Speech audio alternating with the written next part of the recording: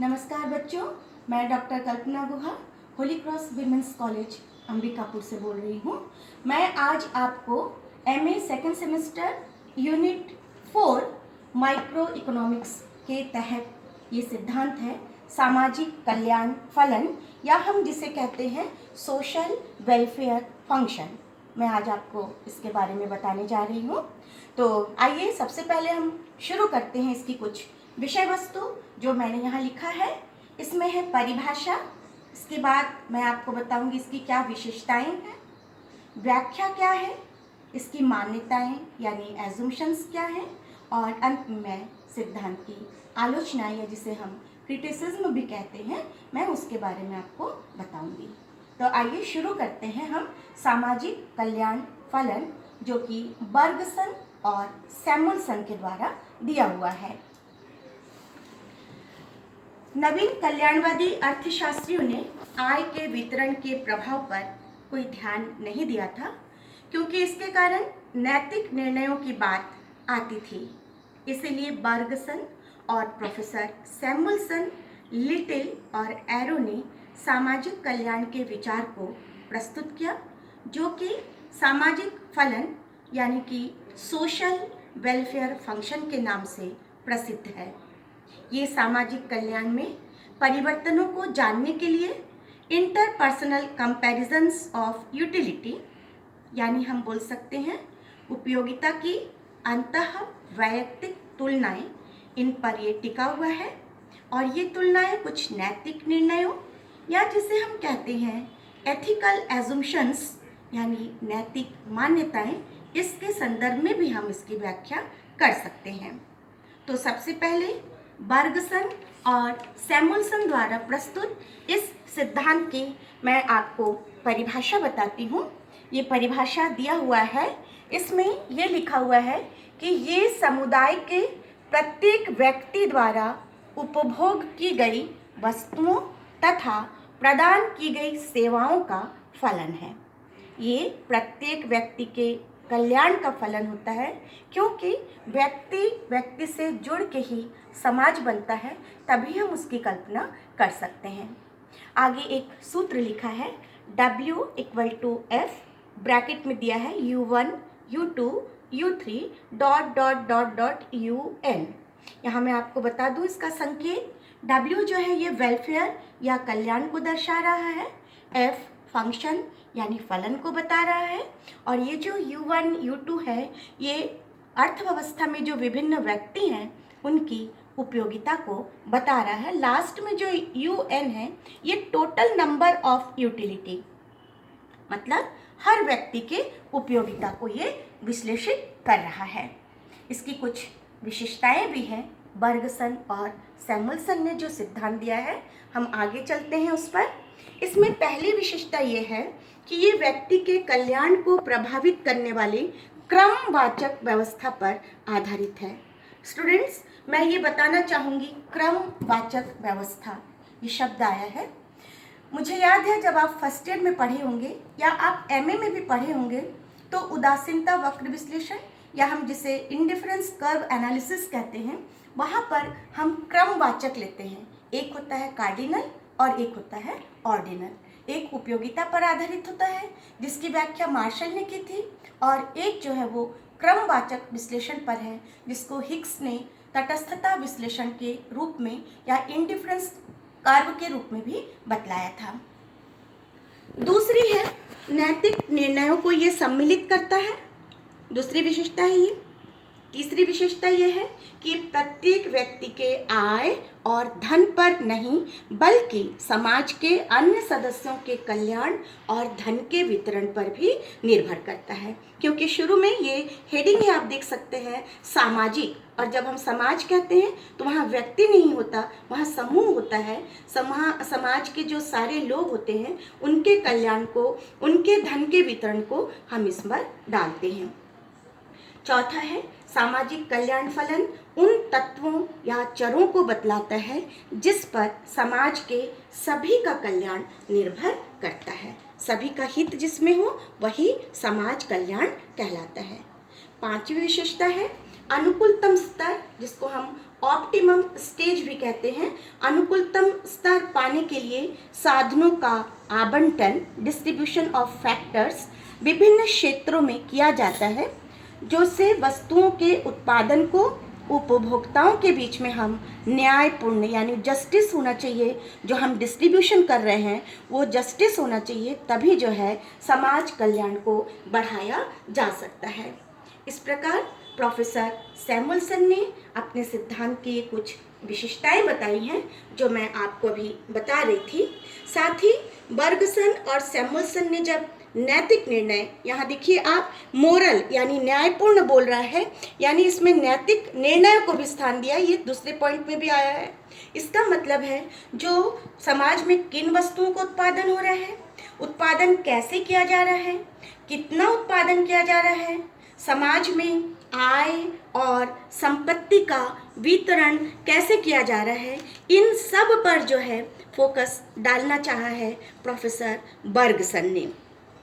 Professor Bergson ने एक ऐसे महात्मा का भी उदाहरण दिया है जिसमें ये कहा गया है कि यदि हम इन सभी बातों पर निर्णय लेंगे तो समाज कल्याण को हमें सर्वोपरि रखना होगा। सभी व्यक्ति को यदि हम स्वीकार भी कर लेंगे तो मूल्यगत जो निर्णय है वो परस्पर संगत होना चाहिए बच्चों, क्योंकि यदि मैंने 3 चीज़ें ली हैं x, y और z, मान लेते हैं हम x और y में मैंने x को ज़्यादा प्रेफरेंस दिया है या अधिमान दिया है, और y और जो z है इसमें मैंने y को दिया है, तो निश्चित ही निष्कर्ष अंत में यही होगा कि x को जो है वो z की तुलना में मुझे ज़्यादा प्रेफरेंस या हम जिसे कहते हैं अधिमान वो मुझे देना पड़ेगा। इसी तरह से आगे उन्होंने अपनी व्याख्या में कुछ चित्र के द्वारा भी इसे स्पष्ट किया है।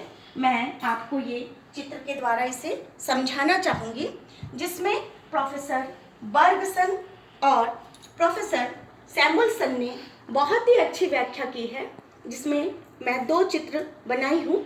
इन दोनों को ही मैं एक के बाद एक आपको बतलाऊंगी।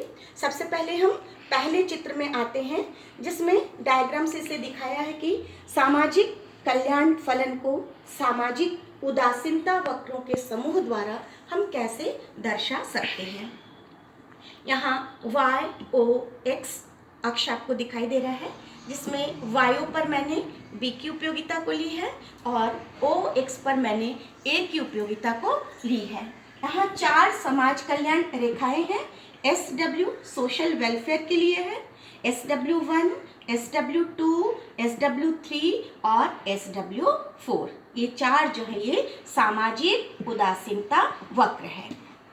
निश्चित ही जैसे जैसे ये सामाजिक उदासीनता रेखा ऊपर जाती है, कल्याण का स्तर या हम बोल सकते हैं ये अधिकतम होती जाती है।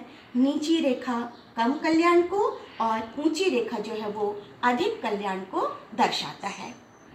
यहाँ कुछ पॉइंट्स दिख रहे हैं C, D, E और F। इन पॉइंट्स पर यदि हम देखें तो यदि मैं C से या मैं कह सकती हूँ D से मैं यदि E पर जाऊँ तो निश्चित ही ये पहली रेखा जो SW1 है उससे ऊपर है, समाज कल्याण अधिक होगा इस E बिंदु पर। यदि मैं E से F पर जाती हूँ तो यहाँ समाज कल्याण का स्तर और ऊंचा होगा।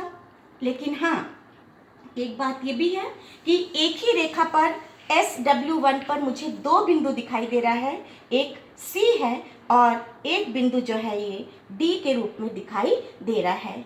यदि कोई नीति परिवर्तन अर्थव्यवस्था को C से D की ओर यदि ले आता है तो हम देखते हैं समाज कल्याण के स्तर में कोई भी परिवर्तन नहीं हुआ है, क्योंकि हम एक ही रेखा पर बने हुए हैं। आप याद कीजिए जब आपने तटस्थता विश्लेषण पढ़ा था, वहाँ पे भी यही था कि जैसे जैसे तटस्थता रेखा ऊपर जाती है, चूँकि क्रमवाचक विश्लेषण पर ये आधारित है स्टूडेंट्स, इसलिए यहाँ बोलना जरूरी है कि हम जैसे जैसे ऊपर जाते हैं हमारा कल्याण बढ़ता है। लेकिन यदि एक ही रेखा पर हम गतिमान होते हैं, यदि मैं D से C पर जाऊँ या मैं D से C पर या C से D पर, तो यहाँ पर मैं देखती हूँ कल्याण के स्तर में कोई परिवर्तन नहीं हो रहा है। तो ये पहला चित्र है। इसी के आधार पर अब ये जो दूसरा चित्र है इस पर फोकस डाला गया है, जिसमें हम ये देखना चाहते हैं कि हमें सर्वोत्तम प्राप्त कल्याण बिंदु, या हम जिसे कहते हैं बेस्ट ऑप्टेनेबल ब्लिस पॉइंट, या अनुकूलतम बिंदु भी कहा जाता है, ऑप्टिमम पॉइंट भी हम इसे कहते हैं, ये हमें किस तरह से मिल सकता है। ये जो दूसरा चित्र है ये पहले चित्र के बेस पर ही आया है। यहाँ पे भी मैंने वायो पर बी की उपयोगिता को ली है और ओ एक्स पर मैंने, जो कि आधार रेखा है, इस पर मैंने ए की उपयोगिता को ली है। यहाँ 5 समाज कल्याण की उदासीनता रेखा दिखाई दे रही है, SW1, SW2, SW3, SW4 और SW5। यहाँ आप देखिए बहुत से पॉइंट्स हैं। S1 पर N बिंदु भी है, M बिंदु भी है, जैसा हमारे इस पहले चित्र में भी था C और D। तो इसलिए मैंने एक ही रेखा पर ये दोनों बिंदु लिया है। और मैंने कहा यदि कोई नीतिगत परिवर्तन न हो अर्थव्यवस्था में, तो यदि हम ऊपर से नीचे आएँ या नीचे से ऊपर जाएं, तो स्थिति में कोई परिवर्तन या कल्याण में कोई परिवर्तन नहीं होता है। लेकिन दोनों के द्वारा बनी हुई जो ये उपयोगिता सीमा रेखा दिखाई दे रही है, यू हम यू इसलिए लिखते हैं, यूटिलिटी के लिए है ये उपयोगिता की सीमा रेखा है यू। यहाँ पर एक रेखा ऐसी है SW4, सोशल वेलफेयर कर्व जो है नंबर 4, ये इस यूटिलिटी कर्व को, इस उपयोगिता सीमा रेखा को P बिंदु पर काटी है। मैंने इसे थोड़ा ऊपर भी दिखाया है ताकि आपको स्पष्ट हो जाए। ये P बिंदु जो है ये ब्लिस पॉइंट है, या इसे हम बेस्ट ऑप्टिमम पॉइंट, या हम इसे अनुकूलतम बिंदु भी कहते हैं, या फिर इसे हम सर्वोत्तम प्राप्य कल्याण बिंदु भी कह सकते हैं। तो इस तरह से इस चित्र में ये दिखाया गया है किस तरह से हम ब्लिस पॉइंट को प्राप्त कर सकते हैं। किस तरह से यदि भौतिक साधनों की उपलब्धि और तकनीकी स्तर यदि प्रतिबंधित हो जाए तो हम इस बिंदु से और ऊपर नहीं जा सकते हैं। यहाँ ऊपर में तो आप कहेंगे SW5 तो सर्वोत्तम कल्याण से भी ऊपर है, लेकिन हम चूँकि तकनीकी स्तर दिया हुआ है, भौतिक साधन दिए हुए हैं, इसलिए हम चाहकर भी अधिकतम इस कल्याण रेखा पर नहीं पहुंच पाएंगे, जो कि SW5 है। इसलिए हमारा जो ऑप्टिमम पॉइंट होगा, जो ब्लिस पॉइंट होगा, जो बेस्ट ऑप्टिमम पॉइंट होगा, जिसे हम अनुकूलतम बिंदु भी कह सकते हैं, वो हमें कहाँ प्राप्त होगा, जहाँ पर यूटिलिटी कर्व उपयोगिता सीमा रेखा यू दिखाई दे रही है, समाज कल्याण रेखा SW4 को P बिंदु पर काटी है, इसलिए उस P बिंदु पर ही जो है वो अधिकतम कल्याण की प्राप्ति हो पाएगी। तो ये दो जो डायग्राम दिखाई दिया, नंबर 1 और इस नंबर 1 के आधार पर ही मैंने उपयोगिता सीमा रेखा के द्वारा आपको ब्लिस पॉइंट के बारे में या सर्वोत्तम कल्याण बिंदु के बारे में बतलाया है, जो कि बर्गसन और सैमुअलसन ने अपने सिद्धांत में दिया है। आगे हम इस बात पर चर्चा करने जा रहे हैं कि इस प्रकार यदि कोई सिद्धांत यदि दिया भी जाता है, चूँकि स्टूडेंट्स आप ध्यान दीजिएगा, हम लोग इसके पहले भी बहुत सारे सिद्धांत पढ़े हैं और सारे सिद्धांत में हम ये देखते हैं कुछ न कुछ आलोचना जरूर उभर कर आती है।